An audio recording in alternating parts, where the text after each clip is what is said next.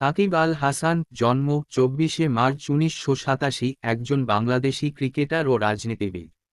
তিনি test, ODI ও টি-20তে বাংলাদেশ জাতীয় cricket দলের সাবেক অধিনায়ক এবং মাগুরা 1 আসনের সাবেক সাংসদ। তিনি বামহাতি মিডল অর্ডার ব্যাটার এবং বামহাতি অর্থোডক্স স্পিনার। বাংলাদেশের হয়ে খেলা সর্বশ্রেষ্ঠ ক্রিকেটার হিসেবে বিবেচিত সাকিবকে বিশ্বের অন্যতম সেরা অলরাউন্ডার বলে গণ্য করা হয়।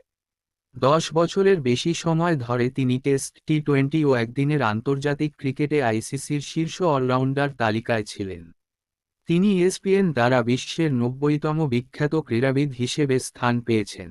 2022 সাল পর্যন্ত তিনি টি20 বিশ্বকাপে সবচেয়ে বেশি উইকেট নিয়েছেন। 2006 সালের আগস্ট মাসে জিম্বাবুয়ের বিপক্ষে একদিনের আন্তর্জাতিক ম্যাচে তার অভিষেক হয়। সাকিব বাংলাদেশ ক্রীড়া শিক্ষা প্রতিষ্ঠান (BKSP) এর একজন প্রাক্তন শিক্ষার্থী।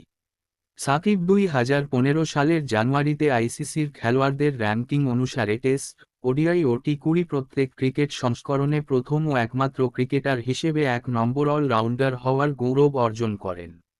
তিনি প্রথম বাংলাদেশি ক্রিকেটার হিসেবে একদিনের ক্রিকেটে 4000 করার গৌরব অর্জন করেন এবং 2017 সালের 13 জানুয়ারি টেস্টে সর্বোচ্চ ব্যক্তিগত রান 217 সংগ্রাহক হন।